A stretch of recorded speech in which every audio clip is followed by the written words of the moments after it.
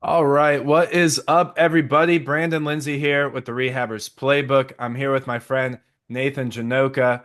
He is a good buddy of mine and a fellow member of the Rehabbers Playbook. And I think it's only appropriate to start off this call by announcing to the world that Nathan is also now one of our TRP captains, which means that he brings that extra level of enthusiasm, the go-giver attitude, that expertise that really helps our community thrive as a community of rehabbers and builders. So, Nathan, welcome to the call, whatever you want to call this YouTube channel, and welcome to, I guess, the introduction to the world as a TRP captain. How are you today? I'm doing great. I'm doing great. Happy to be here. Happy to be get the promotion to captain, whatever that that Well, you're means. one of the OGs, man. You've been around for a long time. I actually have a master TRP sheet. I'm pointing here because it's not up right now, but I have that problem where I have a million tabs up on my Oh computer yeah. screen.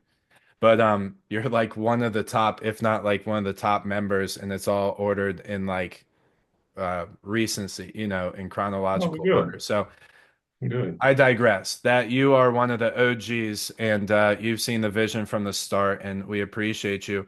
But one of the big reasons I wanted you to be a captain, and one of the things we're going to talk about today in this conversation is you have a really good view of a construction business or the construction industry as a whole, flipping businesses, construction businesses, how they operate, the pain points that they have, what the upside of running those businesses can be, and everything in between. So I really want that to be our conversation today. And when said when we put this on the books and put this on schedule, I was like, this is going to be such a good conversation because not everybody sees this business through that lens, right? They can see it through the real estate lens or the marketing lens, right? But really coming from the construction lens is very good insight. It's a very good way to look at the business. And honestly, in my opinion, it's probably the smoothest transition into being a flipper or builder. So, if you don't mind, give us a little background on what you do, how you do it, how you got into doing it. Just a quick introduction. Doesn't have to be anything too big. I want to get into the nuts and bolts, but give us a little bit about your background. I think I moved to Richmond 2013 and um, moved and worked for a custom home builder when I moved.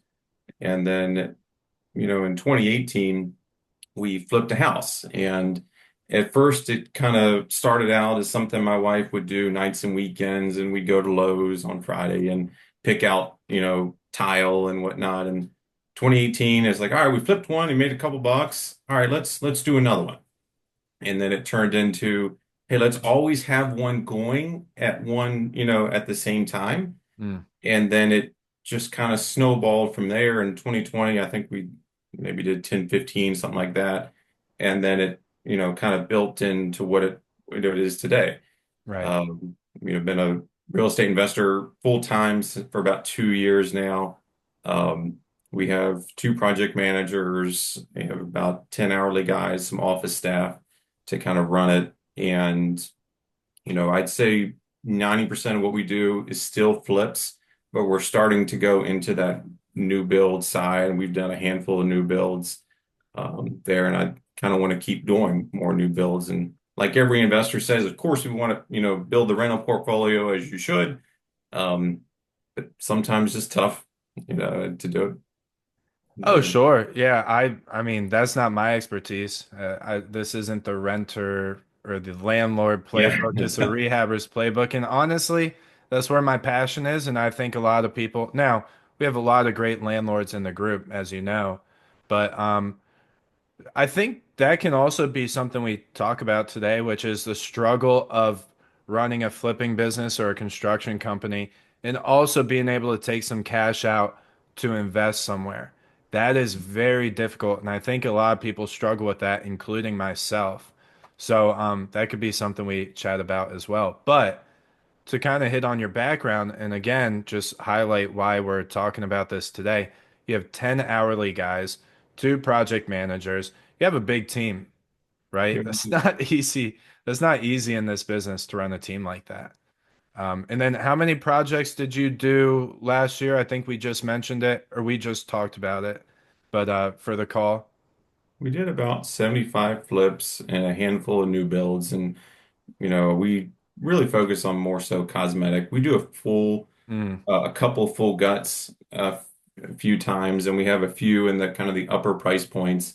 But I was looking at my numbers last year. I think our average resale was right around 395, which in Richmond is just a hair above four, mm, I think, for the median sales price. So, I don't laugh at this, but I do a lot of tri-levels, and I love tri-levels. yeah. Um, I would argue that you can't put more than $80,000 into a tri-level. I've tried. Like, you just can't do it. That's You do roof, interesting and a good you do this, point. this, and this, because they're only 1,500 to 1,800 square feet for the most part. Mm-hmm. It's a controlled environment. These things are generally well built. They're built in the 60s and 70s. You will never see a 1920 tri-level. They just don't exist. Right. And I think the reason I kind of like them is you can go to Lowe's and buy everything you need from Lowe's Yeah. because Yeah. a lot of standardized stuff, no custom stuff in a like a 1920s four square. You got a rosette up there with some trim I've never, casing I've never seen before. Um, yeah, man, that tri-level's just got clamshell base and casing with Luan doors. That's exactly what they have. That's kind of as soon as you said that, I was like, that's actually really smart. I've never thought of it. We've never talked about it, but very smart because also, um, I don't know how to say this. What's the best way to put it? You, of course, can over renovate anything, but with the tri level, you're almost like, I don't need to go crazy with this. I just need to make a really nice house, And I think that kind of humbles a lot of people. I notice in our group, there are some people where I'm just like, dude, you have to scale back. Like don't go crazy, get a good house, make it for a good homeowner. I'm not saying that we're not going to make a nice house or that you don't make good houses. I'm just saying you're not going to go crazy because you're just putting out a good try level for the market, you know? Exactly right. And that's where we kind of use the same tile. We know the same kitchen. We know the same countertop. Huge. Mhm. It's hard to standardize a flip. It really is. But there are some things you can kind of make standardized to where your painter is not texting you every single flip. Hey, what color are we doing here? There's something to be said for that level of it. There absolutely is. But the tri-level, it's going to sell for 350 to 375. The other reason I like them is where you see one, you see 20 of them in a neighborhood. You Mm. can pretty much guarantee, hey, I'm going to sell this for somewhere between 365 and 380, depending on the weekend. So, I'll tell you what, man, I think a light bulb is going off in anybody's head who's listening to this because immediately I'm like, that's so smart. I don't know why I've never really drawn that connection, but I love that. And you're preaching to the choir when it comes to standardizing flips. I think that's underrated. I think people always want to go create like this house needs to be completely new. Why? If you're really trying to say because I built a house like that before, flipped a house like that before, nobody else is saying that besides you. No buyer is like, but that house that sold a year ago is the exact same that's in a different neighborhood. It's that's not the way it works. yeah, So very smart. A lot of good stuff there. I love it. yeah, Now, again, I really like the idea of keeping these conversations short. And this is something new that we're doing with TRP where we bring members on and we just have good conversations. And I want the conversation to revolve around creating flipping companies, creating construction companies. What does that actually look like? And I kind of just want to let you go off on just the idea of what if somebody was new to the business and wanted to build a flipping company? Let's start with the things that they probably don't see about the business, right? Can you start kind of laying out the things that they should be aware of, that they should be conscious of, things that they might not really see when they're trying to get in, but things that could definitely, you know, sneak up on them once they jump into the business? I think the thing I wish somebody would have told me was your level of organization is going to dictate your success. How Mm. organized you are down from even just, as soon as the house gets purchased, what are the next 5 steps? We put a power in the name, insurance is set up, order the dumpster, those sort of things. The ability to organize the flip, but also organize the financial part of it. And I think the financial part of it more so key than some of the other people realize is, just down to what happens when somebody sends you a bill. Your painter finishes today. We need to know and have communicated that, hey, for us, bills are due Monday morning, and then we pay it on Friday. We pay through ACH through QuickBooks, or we mail you a check. And this is a, subcontractor agreement you got to sign coming in um, for it. And on the subcontractor agreement, you fill out your W-9, you fill out your banking information, or you check the box to get a check. It's gold. You, Love you it. know, you just because you're hiring subs all the time, maybe not all the time, but you're hiring a lot of new subs and just the nuts and bolts of running the organization can drown you if you're not careful. Um, and then even down to just the ability to generate a P&L for, hey, I flipped 123 Main Street and it's in my QuickBooks now. I need to be able to generate a P&L. Or because once you have done a few, you're going to try not to do some of the hard money, private money loans. You might try to set yourself up for some bank financing, some guidance lines, and that sort of thing. And they're going to scrutinize you. They're going to ask you for your financials. You need to be able to generate that and deliver it in a organized manner So smart. quickly. Um, and you do that. Yes, it's a pain in the neck. It absolutely is. But it's helped me get better financing vehicles or in through other doors that, hey, I don't have to call, the Texas home loans, whatever, or flipping loans for every single flip. Nothing wrong with that. There's time and place for them. But if you're trying to cut your costs down, you've got to do that. Dude, that's Um, so smart. I love that you bring that up because I think a lot of people talk about the importance of being organized and running your books because of keeping track of your KPIs and your profit. mhm. Of course, that's important. That's at the very least almost because of what you said. This whole business you know, runs around financing. Can we get good Yes. financing?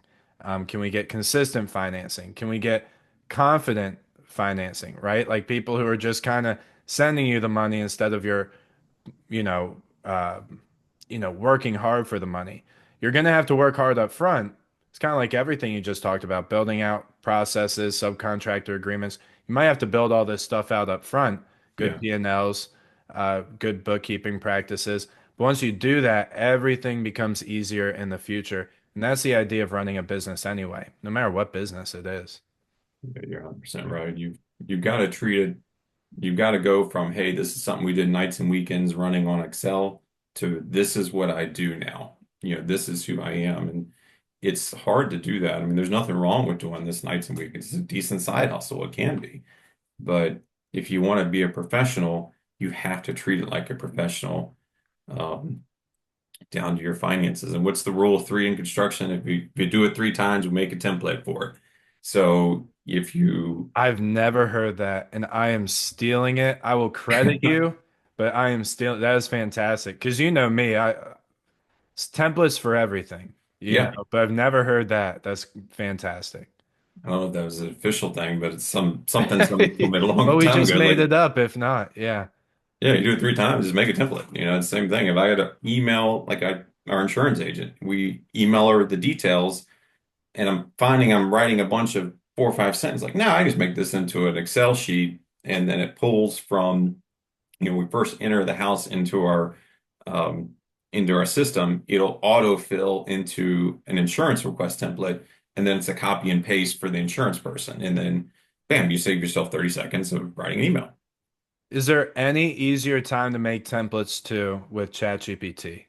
Oh, You it's totally know, right. Yeah, all you have to do is take some emails in the past and just be like, "Hey, these are the last three emails I sent to the yep. closing company or the title company. Please make a template for this. I can just subtly change every time." That's what I've been Oh, doing right. for the past like month. I've been obsessing over these templates and ChatGPT. So there's no better time to do it. So Yeah, well said. Yeah. So I love that angle.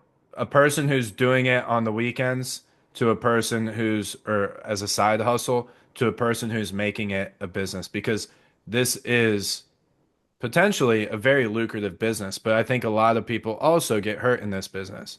What's yeah. one of the big things that you see people get hurt with besides bookkeeping and organization? But is there anything that you could really say, hey, watch out for this problem? I think the thing I used to complain about the most to my wife was can't pay myself. Like I can't, Yeah. like it's something very simple that we we're gonna flip this house and get paid in 4 months and it's gonna be great and everything's fine. But I need to pay myself because I need to go buy groceries. I think that's the hardest That would have thing. been my answer, by the way. Oh yeah. Hmm. Um, Absolutely. Yeah. and I think, David Richer with this profit first system, I don't follow quite as much, but there are a couple of things in salary and taxes and general savings account that I've used. But I think early on, the everyone thinks when you start a construction company, your first hire is a project manager. That's incorrect. Your first hire is your admin side, either a bookkeeper or office manager. Then you'll get the project manager. Okay. Yeah. Hmm. Um, there and that was that was mine and she because if your project manager shows up he starts working well he needs some systems and a process to kind of follow and even Good down to all point. right well what hey I got to get paid this week how do I get paid Right. um what do I send the W-9 to so your first hire is actually your office person in my opinion anyway. No, I agree with that because I think people don't understand what a project manager actually is. Like, if you're actually hiring what the classic version or what the industry standard for a project manager is, you don't understand that's a $80,000 job a year minimum, Yeah, for most project managers. So, superintendent helpers could even go before project managers, if you're kind of still in that management um, role for to a certain extent. And actually, I love that you brought up David Richter because he's actually going to be on one of our TRP calls in May. We're trying to get him on in May. Um, we're in conversation right now, but great book for anybody watching this. It's a great plug. We get nothing out of this, of course, but Profit First for real estate investors, such a great thing to read if you're in this business, whether you're a flipper, landlord, investor, a little bit of both, right? So I'm glad you did that shout out. It's worth it. yeah, I think that really changed. um we hired them and started following that system.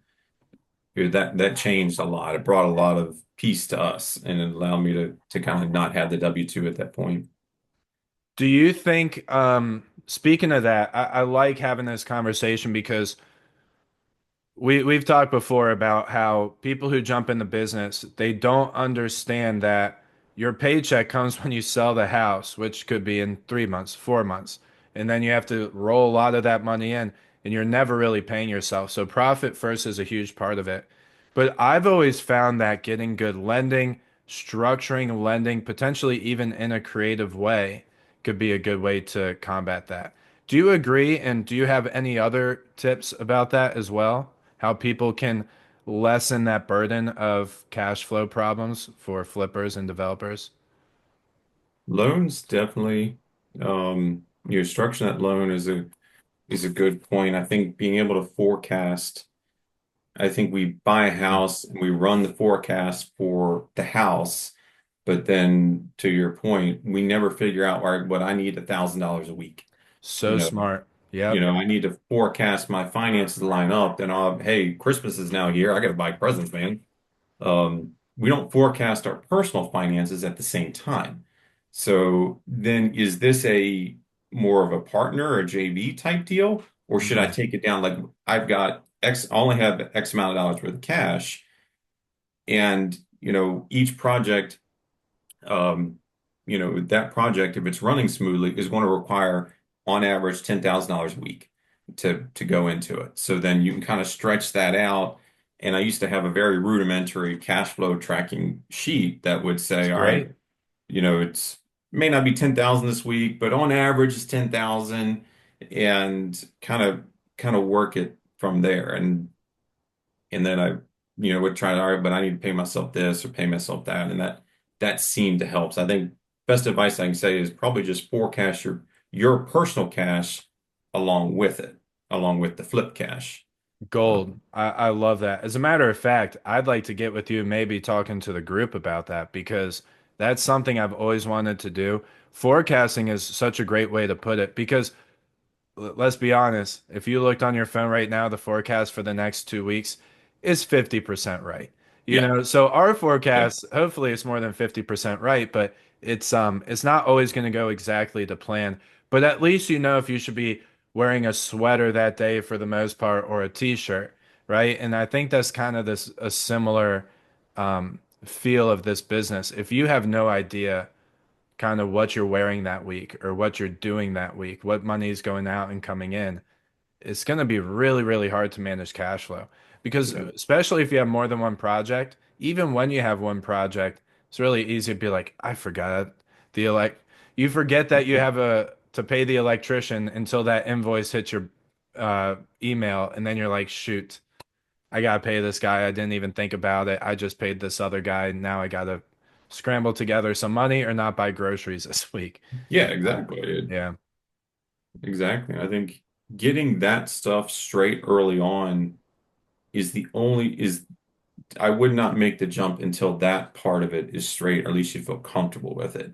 You Hmm. may not have it all figured out, but what you don't want to do is make that jump and then have your significant other kind of pushing on you because that's a big drain. That's a big drain on the relationship.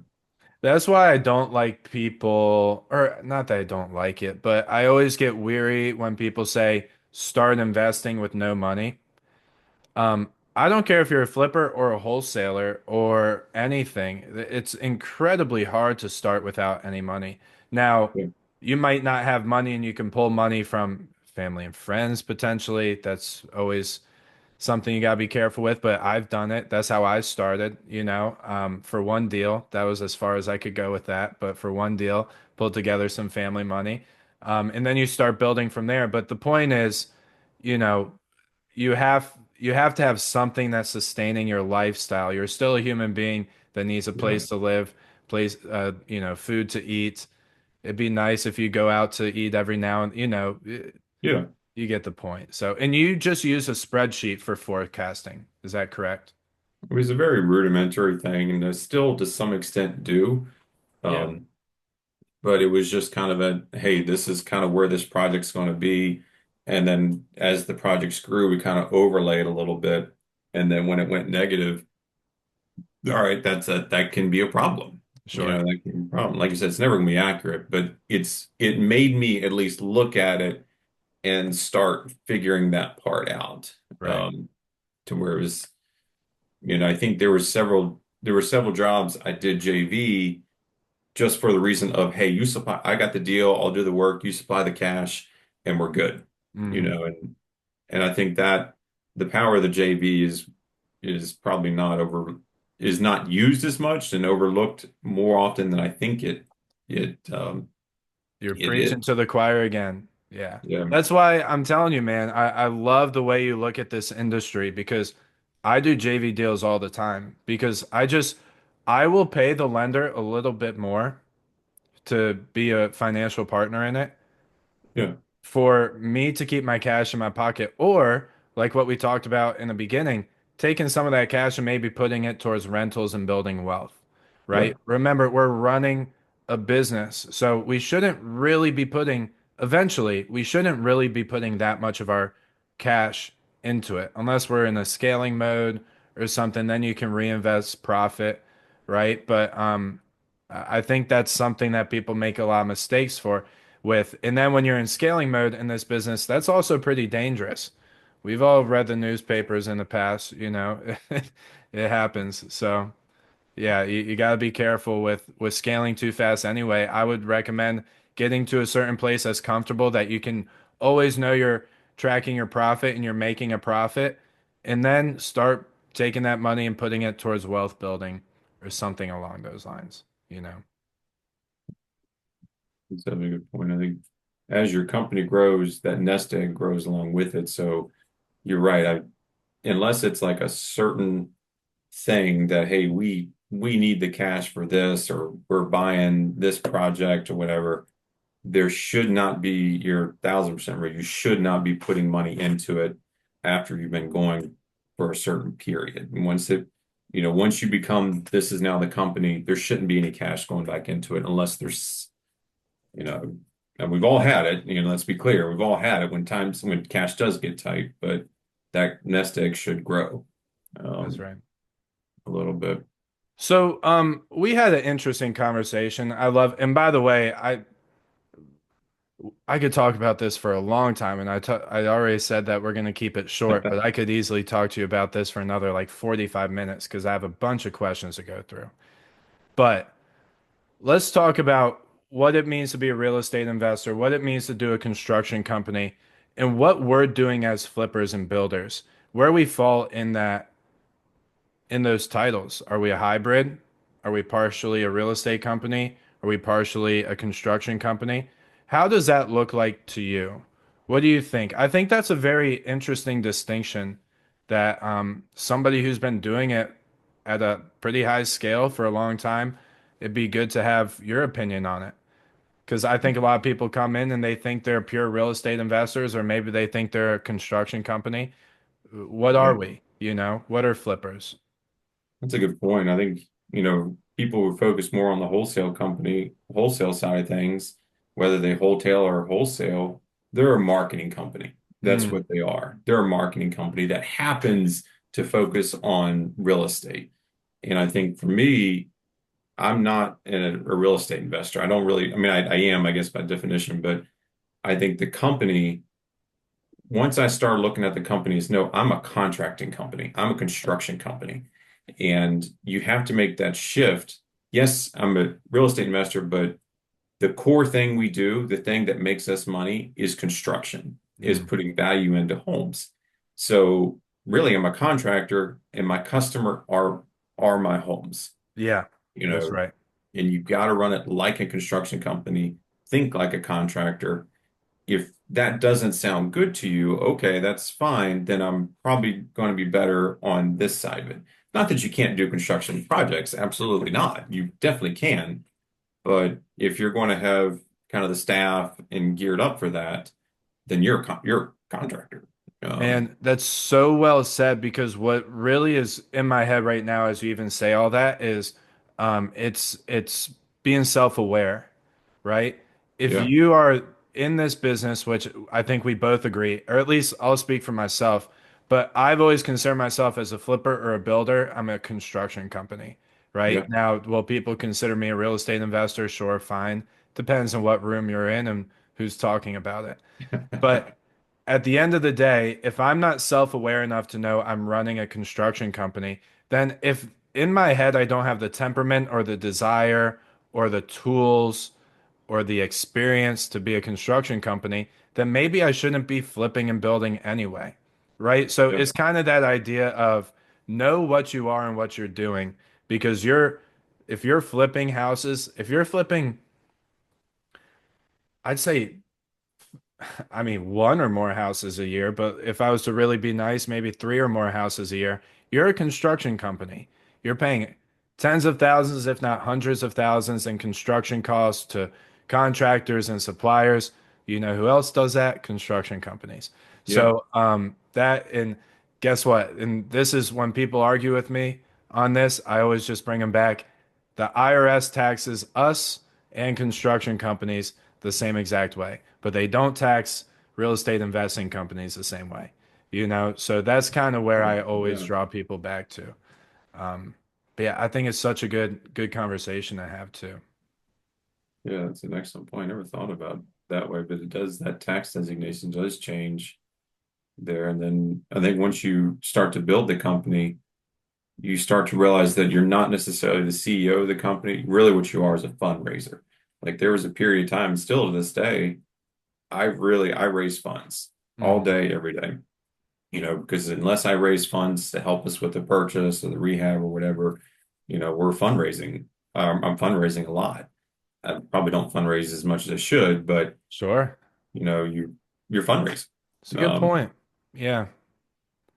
And construction companies have to do that too, you know. yeah, Hey, when you think of people, again, I feel like we need so much more time. Maybe I gotta bring you back, man. But yeah, when you think of people, I've always said this, and I feel like I'm priming these questions a lot, but I'm not. I want to know of course, your thoughts on all these things.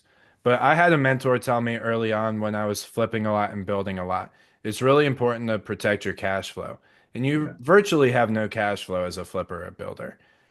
What is there ways? I mean, I know people who do side gigs. I know people who succeed as construction businesses because they invest in real estate, so they get cash flow. Maybe they could be a contractor on the side as well as flipping and building their own houses. Do you have any thoughts or advice on that? Again, I might be priming the question, but I want to know your thoughts on it. A really good question. I think it can be hard to get consistent cash flow off rentals unless you have a certain, number or you're into It's a multifamily great or, point. something like that. So I would not treat rentals as my cash flow unless, I say that because I don't have a ton of them. Um, I probably wouldn't depend on that. I think, you know, I It's actually did, a really good point. Yeah. but there are a couple things that we do occasionally. For a buddy of mine, I might remodel a bathroom, and it's kind of nice having that cash a little bit. Um, that's a really good question. I don't. It's tough, isn't it? Yeah, it's because you do have to, because the core thing you do is flip houses, and that's where the cash is coming from. So I'm hesitant to take my focus away from the thing that makes us the most amount of cash Hmm. and do something else. And I think These are that's all really scary. good points. Yeah, and Um, even if it's just explaining that it's difficult, that's a really good answer still.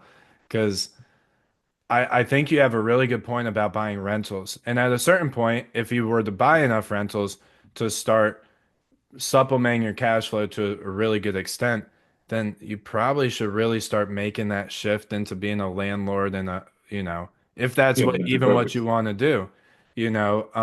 Some people don't want to. I've never ever been attracted to the idea of being a landlord ever. I'll be a lender before I'm a landlord, and that's just me. And I've been a landlord, but you get the idea. That's not my core business. That's not what I'm aiming to do. But I think you have a lot of good points. And even I would say about the contractor angle, if you want to do contracting outside of it, you have the team, you have the systems, you have the bookkeeping, everything gets taxed the same. You can almost keep it as its same entity if you wanted to. Talk to your accountant, of course. But um, that's still contractors have an issue with cash flow too. I mean, Yeah, it's not like an easy thing there either. So there's not a lot of easy answers here. You kind of just have to understand that this business and this journey is a lot of forecasting your cash flow and trying to, make sure you get paid. that's a good point. I think I've been doing this a little bit now to where I've noticed that there is a cycle here that a bad resale month or bad resale period of times, my cash flow gets really tight 2 to 3 months later. So I'm trying to track that a little bit better. All right, well, if that's, November, December were not great months or not a great month to sell a house. So Hmm. that means somewhere in January and February, my cash flow is going to be a little bit tight Yeah. for it. So you kind of start forecasting, all right, if that cash flow is going to be tight, don't do anything stupid and go try to buy 5 houses and hey, I'll throw 20,000 into the deal for the purchase, Mr. Lender, to make you feel good. Try to, you still need to hit that um whatever the lender wants in order to go into the deal, Right. but there's no, hey, we need to be tight here because Right. my cash flow is if I'm not selling anything, my cash flow is going to be tight in 60 days. Yeah. That's where it'll be. Question for you. Do you, and this is, I didn't even expect to ask you this question, but I guess I don't really expect to ask any of the questions I come up with. Do you, are you on a salary with your company or do you just pay in disbursements? It's a salary now. Yeah. It's a salary. And the problem is I wasn't paying myself enough. Hmm. Because our, accountant says, look, you need to start paying salaries, you start paying some of your taxes all the way through. And that's the problem with the flippers. But hey, we pay crazy, stupid interest rates for these houses. It's hard to suck the cash out, and it's really hard to suck the cash out. But, for us, we have I pay myself a weekly or a biweekly salary. We have an account set aside that we kind of every month we'll sock some money away for taxes and a few other things. And then just kind of a general oh shit savings account that we try to keep money into. And that is a 10% of what David Richer will recommend. There's 10 other things that he's Yeah. going to talk about, but Yeah. I think you got to, the two things I would at least tell somebody is make sure you're paying yourself and at least have one or two accounts for your taxes at the end of the year. I'm so Um, glad we touched on this. I don't know. Did you go through your first couple years flipping and building and get hit with tax season and just have no cash to really put into it because it's all in your oh pocket? Yeah. yeah. Oh Tough. yeah. Yeah. Yeah. That and what's so funny is people tell you that and you're like, yeah, yeah, okay. But you get so caught up in the business. And then next thing you know, it's January 1st and your accountant starts reaching out like, hey, we need to start getting you ready for tax season. And you're Yeah. like, wait a second, I forgot I have to pay taxes. And how much did I make? Oh, where am I going to get this money? Um, Hmm. I love that my accountant put me on a salary or made me start paying myself a salary.